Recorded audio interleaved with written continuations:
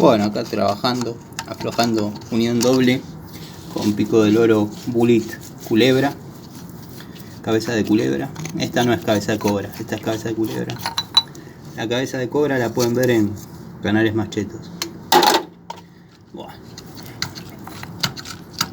vamos a sacar la bombilla.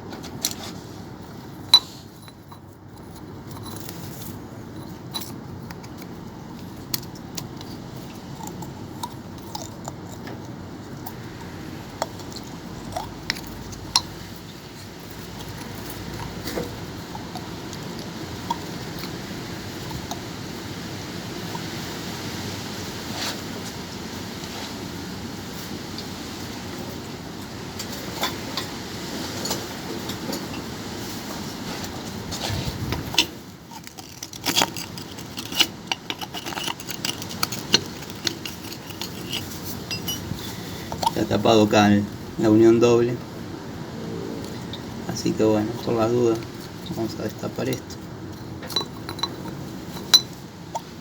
para que llegue caudal de agua.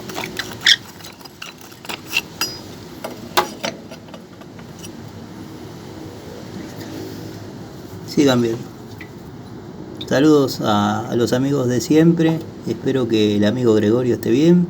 Bueno, saludos a todos, nos vemos en otra charlita. Y bueno, nada,